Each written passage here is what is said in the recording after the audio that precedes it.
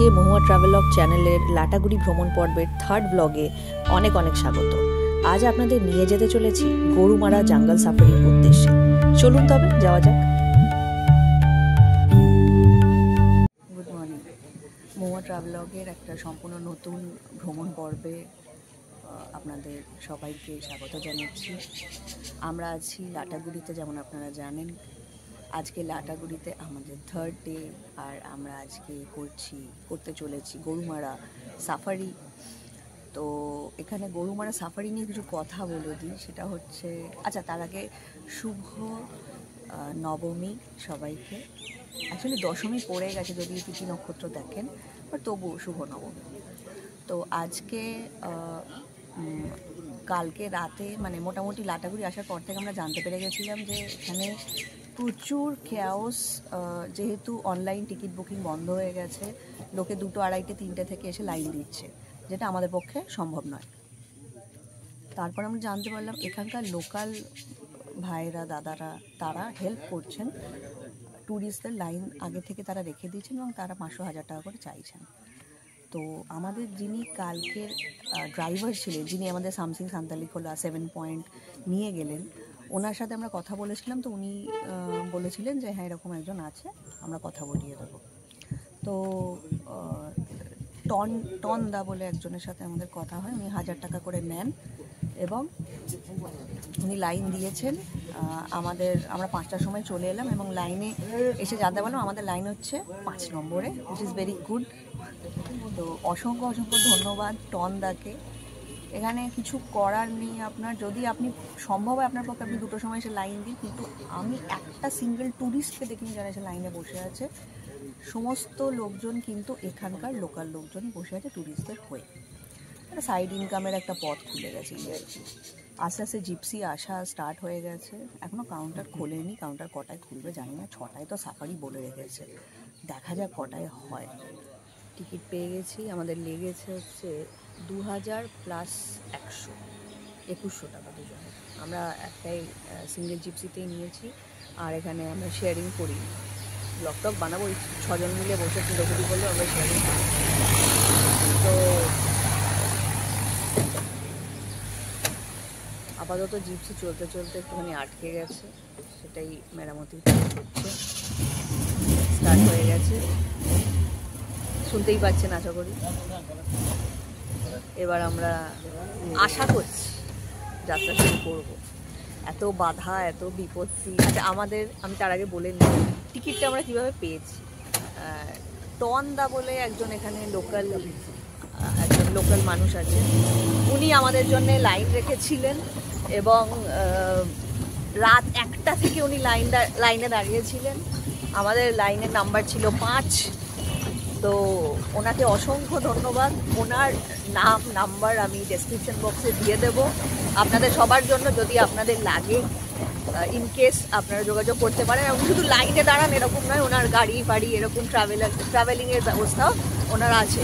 তো আপনারা চাইলে যোগাযোগ করতে পারেন। খুবই ভরসাযোগ্য মানুষ।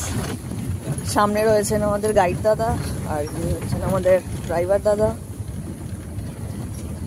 খুব জঘন্য একটা রাস্তা দিয়ে আমরা যাওয়া স্টার্ট করেছি। আচ্ছা, কিছু দেখলে বলবেন। হ্যাঁ, দুইটা গাড়ি ঢুকছে। হ্যাঁ,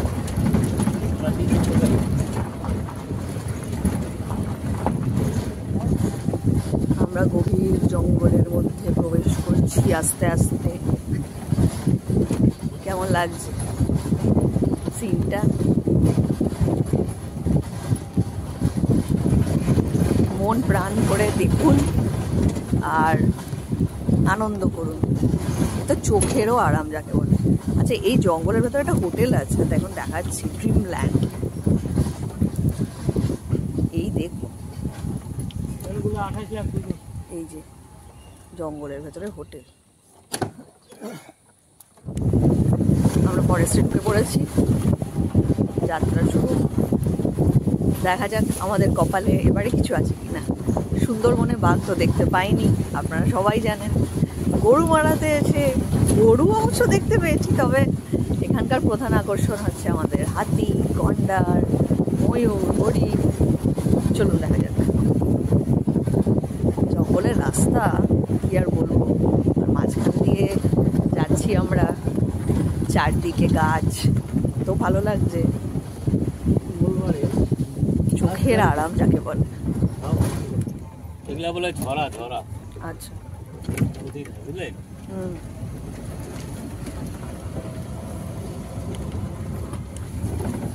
কেমন লাগছে? ভালো, কিন্তু আমি তো আশা করেছিলাম যে আমি দেখা পাবো একজনের। কার? ওই হাতি হাতি জোরে বলো। হাতি এলে দেখা। হাতিরাম পাতি এই তো ঢুকলাম, কি দেখা দেখা যাক। ভাই।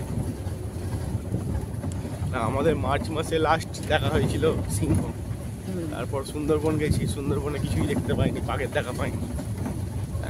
এবার এখানে বুঝতে পারছি না যে এখানে কি পাবো।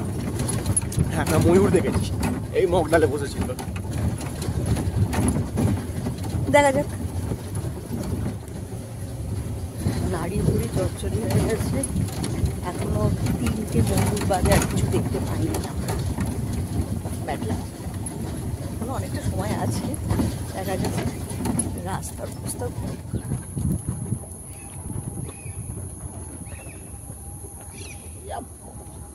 তো টিয়া পাখি রাখছি। ওরা বাবা গো, বাদ করবে।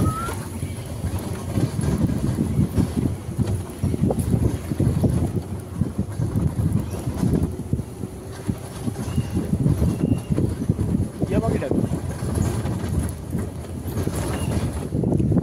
আমরা এখন গভীর জঙ্গলের মধ্যে দিয়ে যাচ্ছি, মানে জঙ্গল আরো গভীর হয়েছে। একটা ব্রিজ থেকে, মানে ব্রিজের কাছাকাছি এসে আমরা মেন রোডে বেরিয়ে আবার বাঁ দিকে জঙ্গলে ঢুকে গেছি। এতক্ষণ ডান দিকে জঙ্গল হয়েছে, খুবই গভীর। এই পর্যন্ত দূর থেকে আমরা একটা বার্কিং ডিয়ার দেখেছি, কিন্তু ক্যাপচার করতে পারিনি। বার্কিং ডিয়ার তো খুব ভীতু হয়, মানে গাড়ির হালকা আওয়াজ শুনেই পালিয়ে গেছে।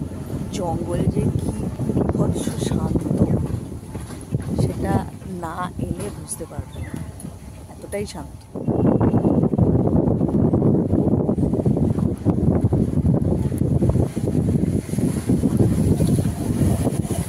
আমরা বেরিয়ে পড়লাম গরুমারার আরেকটা গেট দিয়ে।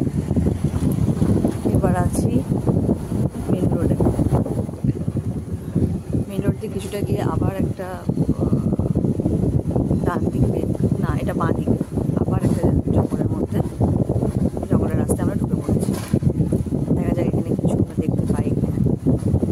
লাভ তো খুবই খারাপ, হাতিটার দিকে আমরা কিছুই ভালো করে দেখতে পেলাম না। দাদারা বলছেন যে বৃষ্টির জন্য আরও বেশি নাকি দেখা যাচ্ছে না। আজকে ব্রেকফাস্টে আছে লুচি, ছোলার ডাল,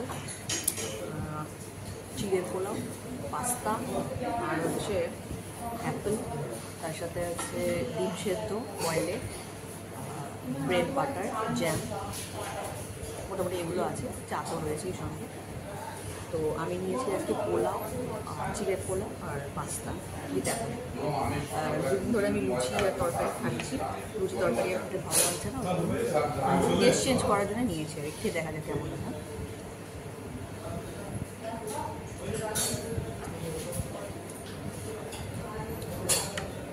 পাস্তাটা মোটামুটি খেতে,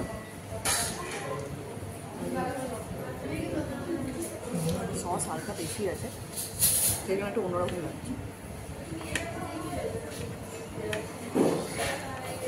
খাওয়া যাবে,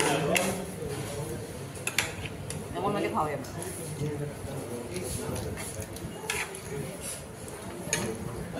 এই যে অ্যাপেল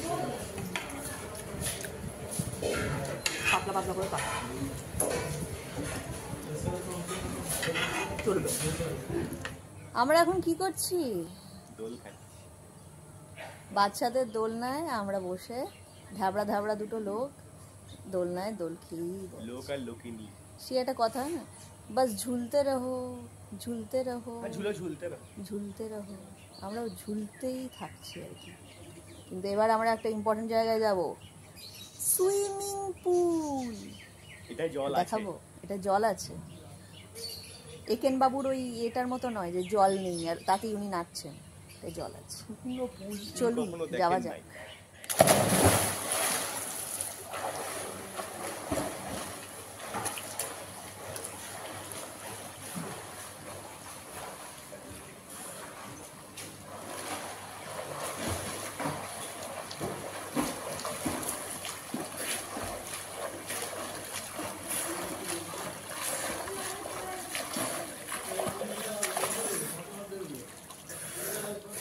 আমাদের হোটেল এডিবি ক্যানভাসের রাত্রিরের মানে সন্ধ্যের ভিউটা আপনারা কি দেখবেন? চলুন দেখাই। এই হলো এডিবি ক্যানভাসের সন্ধ্যেবেলার ভিউ। কেমন লাগছে বলুন তো? যারা যারা সায়েন্স সিটির কাছাকাছি গেছেন, টুইন টাওয়ার দেখেছেন তো? টুইন টাওয়ারে কিরম মাঝখান দিয়ে ব্রিজ দিয়ে যাওয়া যায়, এখানেও টুইন টাওয়ার রয়েছে, ছোট ছোট টুইন টাওয়ার, আর মাঝখানে ব্রিজ রয়েছে। যাওয়া যায় কিনা আমি কিন্তু জানি না, আমি যাইনি। কি দারুণ লাগছে দেখুন, সাজানো গোছানো, সামনে ফোয়ারা, হ্যাঁ সব আলো ঝলমল ঝলমল করছে, গাছ ফাছ দিয়ে জিনিসগুলো এত সুন্দর করে সাজানো যে আপনার সন্ধেটা এখানেই কেটে যাবে, এত ভালো লাগছে। প্লাস বৃষ্টি আগে মনে হয়ে গেছে, পুরো ঠান্ডা ওয়েদার।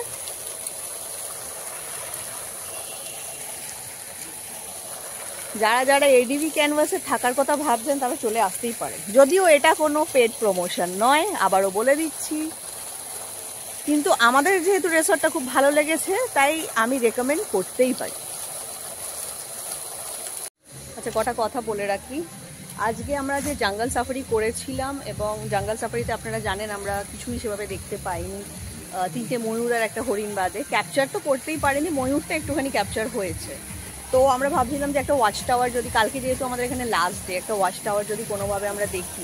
তো আমরা ঠিক করছিলাম যে যাত্রাপ্রসাদ ওয়াচ টাওয়ারই যাবো, ওটা সব থেকে ফেমাস, অনেক পুরনো।